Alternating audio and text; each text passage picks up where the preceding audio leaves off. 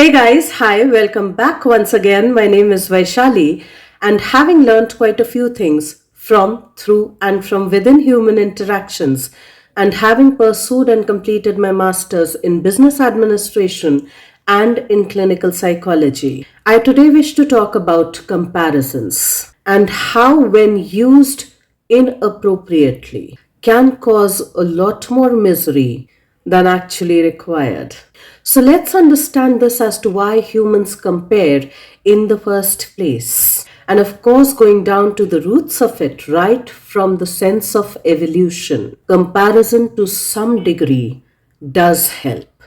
So now let's go back to the time, which again I'm comparing here, drawing parallels here. So going back to the time where our ancestors lived in the jungles as hunter-gatherers and had yet not developed a civilized world, an agricultural world, where humans were nomadic species roaming from one place to the other in search of resources, essentially food and healthy water, to keep themselves and their tribes alive. So we were moving as nomadic creatures, as hunter-gatherers from one place to the other, or at least our ancestors were.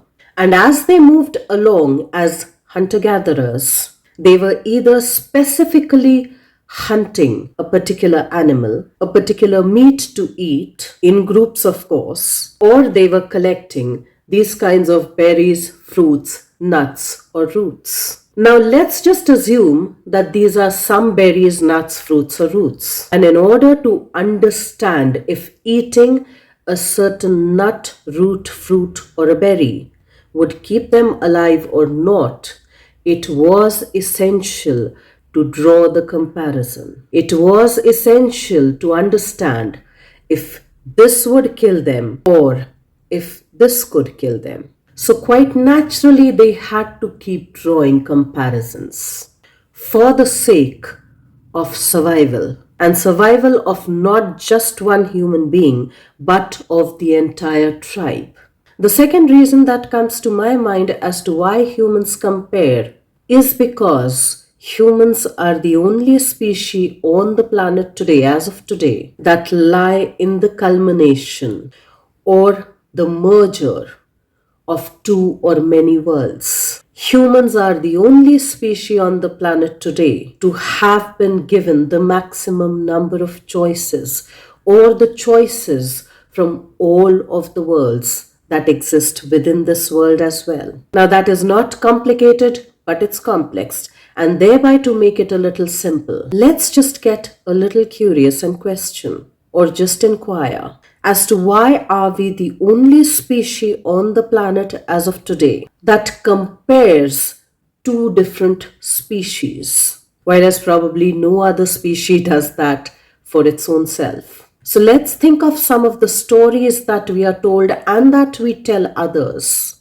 right from the time when we are little babies. When we are told of the story of the ants and one single grasshopper, the colony of ants, which is a social species, and one single solitary creature, which is the grasshopper. Now, quite naturally, the skills of a social species are very different compared to the one that is solitary in its very nature, by its very nature. They inhabit two different worlds. An ant, being a social creature that it has been for the longest time, cannot even imagine a life living like that of a grasshopper, all by itself, in solitude, without any social contact, and relying solely on itself without having any group leader, and having no support system as well.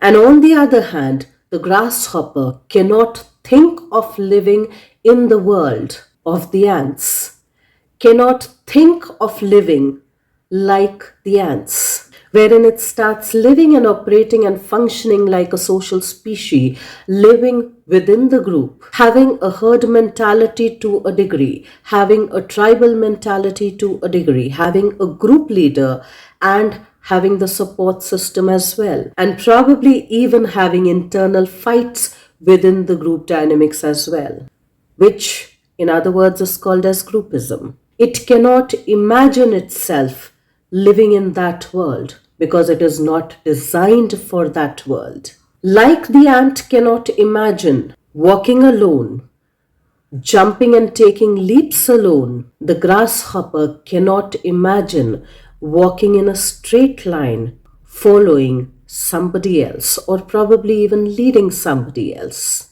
While the ant cannot think about moving outside of the line or tipping outside of the line, the grasshopper cannot think of adhering to somebody else's prescribed line. Likewise, when we think of the story of the tortoise and the rabbit or the hare, we are again comparing two different worlds.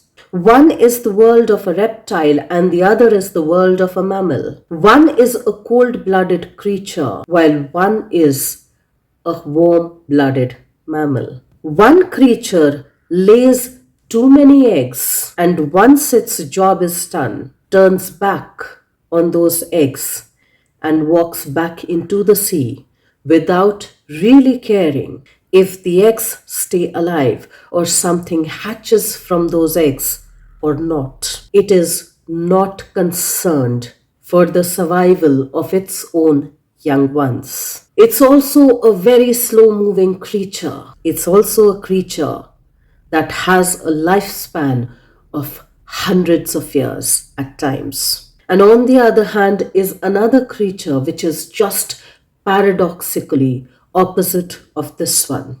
It is extremely fast. Now, this also is a creature whose lifespan is not as long as that of a tortoise. It's a mammal, a warm-blooded creature, gives birth to its young ones and then to a very, very large degree even protects, nurtures and nourishes them, takes care of them till the time they are ready to take care of themselves, at least to some degree. Now, we cannot ever ask a rabbit or a hare to live in the world of a tortoise or to live the life of a tortoise. And we can never expect this creature, the rabbit or the hare, to live the life of a tortoise, to live in the world of a tortoise. We cannot expect it to become cold-blooded reptile. And likewise, we cannot expect the tortoise or the turtle to shift into the world of a rabbit or a hare, to live the life of a hare. Both of these species are designed to live in very different worlds, and I'm quite sure that they don't compare each other to themselves, or they don't even compare the two worlds that they live in. Likewise, when we share stories about eagles that fly high in the air, probably one of the only species or one of the rarest species to fly that high in the air. Now we give those analogies to draw certain comparison with regards to eagle's point of view, the view from the very top. And yet we have another species, which are the vultures, that are equally big-sized birds, but that live in a group, that function in a social format, that do not fly as high as the eagles, that do not hunt like eagles, but rather they are scavengers. They fly low, they fly in a group, with a group, within a group, and despite being carnivores, they eat the meat that is left by somebody else. They share it amongst themselves. And of course, that sharing might not always be in equal proportions, but of course, there is sharing that happens. Now, when we talk of the eagle, we talk of having the eagle's point of view, the ability to have razor-sharp focus. But we forget that eagle is also the only one that is flying solo, that it is a solitary creature, that it cannot live the life of a vulture, that it cannot live in a group, that it cannot do group tasks, that it will not be led by somebody else because a group will always have a group leader. While as on the other hand, we cannot expect vultures to live the life of the eagle, into the world of the eagle, to move into the world of the eagle.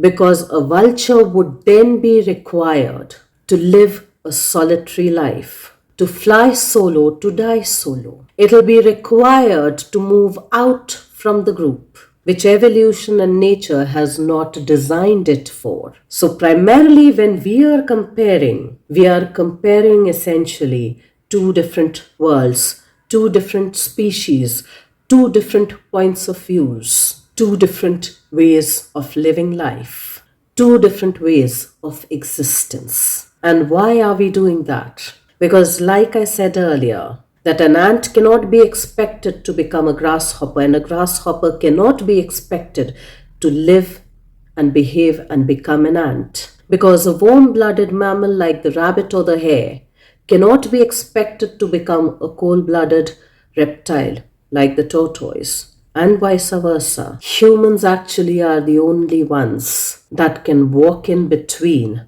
the two worlds, that it can walk in or at least lean in towards both of these worlds, make choices from both of these worlds, which no other species has been given the privilege towards, and which is why we compare a lot more compared to probably any other species on the planet. The problem, however, is not with comparison, not with objective comparison. Objective comparison to understand if this is deadly or poisonous, or if this can be deadly or poisonous. Objective comparison to say that I prefer gajar halwa without any nuts in it, or being able to say that I prefer gajar halwa with some nuts and fruits in it, or even being able to say that I like my gajar halwa hot, warm, or cold. Now, that necessarily does not make the gajar halwa having nuts and fruits in it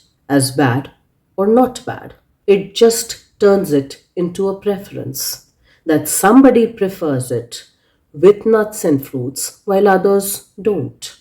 Somebody prefers it hot or somebody else prefers it warm or cold. Now, that does not make the halwa in itself bad.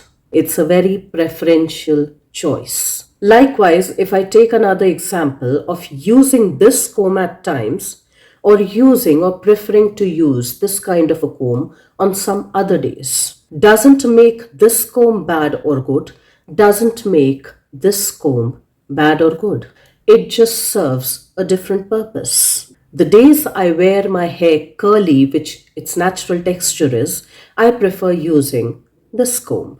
And this comb, on the other hand, serves a completely different purpose. So that kind of an objective comparison in itself is quite helpful. However, it turns unhelpful when it starts affecting our self-esteem and our self-worth. When people get objectively labeled as good or bad. When somebody else labels us as being responsible or being irresponsible. When somebody else labels us as being rebellious or as being compliant. And given the tonality of it, given the body language associated with it, we start to categorize that as good or bad. And the two examples that I can think about with regards to comparison is through two different movies, which, when directed in unhealthy ways, in unconscious ways, can lead to erosion of self-esteem and self-worth and self-confidence and self-trust. One movie which got very popular was Tare Zameen Par, and the other movie is Three Idiots, wherein in very obvious ways the parents are comparing these two kids. Not just the parents, but even the teachers are comparing these two kids, or at least most of the teachers are comparing these two kids. The grown-ups are comparing the two children, where one begins to be labeled as being notorious, as being a rebel, as being a difficult child, as being too emotional, as being very rigid, as being very dramatic, as being stupid, as being unintelligent, as being lazy, as being distracted, as being not focused enough, while the other starts to get the message that he is very obedient, that he is very responsible, that he is very capable, that he is very smart, that he is very focused, that he is very hardworking, that he is everything that the other one is not. And in a way, that comparison or that narrative begins to shape the narrative, the internal narrative of the younger sibling, the one who is labeled as not good enough, the one who is labeled as being rebellious, the one who is labeled as being too emotional, the one who is labeled as being too reactive, the one who is labeled as not being focused, as being irresponsible, as being lazy, as being unintelligent, as being dumb, as being non compliant, as not being hardworking. In fact, if you look at the words that I just used, his beingness starts to get defined through those labels. And that starts to eat away at his self worth, his self confidence, and his self trust. That begins to tell him that because of these reasons, which he is or which he is not compared to his brother, is not good enough and thereby not loved enough, thereby not accepted enough, that he is a problem that needs to be fixed. Not that he has some problems or issues that we can deal with gradually if we look into it. But the narrative becomes that he is the problem, he is the problem child, he is the troublemaker, rather than he is somebody who's having some kind of troubles that need to be dealt with. Which is why I said the word that his beingness as a human being gets defined by those labels. Likewise, in the movie Three Idiots, this comparison or this kind of unhealthy comparison has been shown in a few ways, in a few scenes, wherein the highest authority within the organization, running the organization, in charge of the organization, is constantly comparing not just the students, but even his own children, and he is also comparing himself to his students as well, wherein he is constantly comparing the ranking of his college or the statuses of his college to some other college and institution, wherein he is in the constant rat race of comparison. And because he himself is in the constant rat race of comparison, he cannot relax and thereby cannot give somebody else the permission to relax as well. Wherein this one particular student is also constantly comparing himself to others, and thereby, in a way, to some degree, is always wanting to pull down others so as to elevate his own self of self-worth and self-esteem. And yet, paradoxically, it also tells us that if your own self-worth and self-esteem is so low that you need to pull somebody else down in order to feel elevated, you need to do some kind of an internal reflection. Another comparison in this movie is also shown when one of the character, Farhan's dad, goes on to say as to what will the neighbors think about you if you drop out of college in the last moment. What will they think about us if you take that step? Well, that's also a comparison that most of us play in, that most of us are also plagued by.